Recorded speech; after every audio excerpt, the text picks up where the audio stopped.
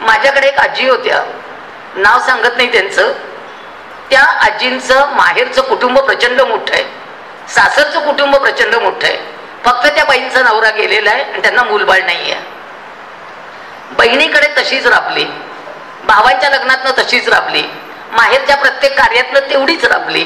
सासरच्या लोकांनी हिला कुणी नाही, चला घ्या राबवून. तिला प्रत्येक कार्यात बोलवलं.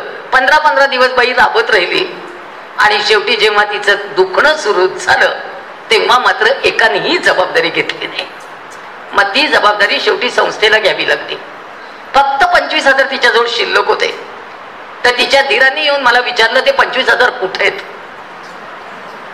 म्हणलं ते सर छान ठेवलेत सांभाळून. त्यांना बरं वाटलं ना की ते तुम्हाला परत करू आम्ही. शेवटी त्यांना नाईलाजाने मला आमच्याकडे ठेवून घ्यावं लागलं. आमच्या लहान बाळांची संस्था आहे, एकेका दिवसाची बाळं सांभाळतो आम्ही.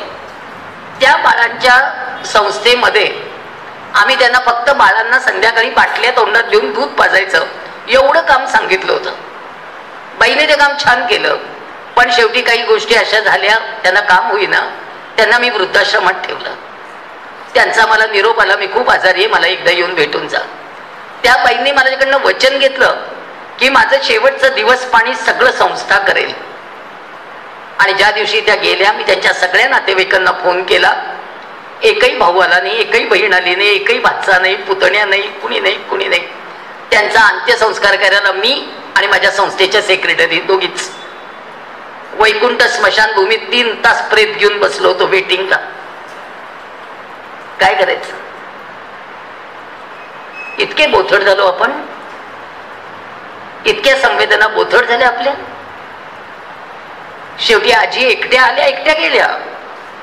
पण त्यांचे मी सगळे दिवस केलेले आहेत आणि त्यांच्या अस्थी सुद्धा चंद्रभागेमध्ये विसर्जित केलेले आहेत पुण्याहून आणून. कारण शेवटी ती माझी आई आहे. मला माझ्या सामाजिक जबाबदाऱ्या स्वीकारायला लागतील. पण ज्येष्ठांनो, आपण सगळ्यात जास्त महत्वाचा आता पैसा मानतो, पण पैशापेक्षा सुद्धा आता माणसं महत्वाची मानता आली पाहिजे. शेवटी माणसंच उपयोगी पडणार आहेत, कोणी नाही उपयोगी पडणार. त्यामुळे आधी घरापासून सुरुवात करू.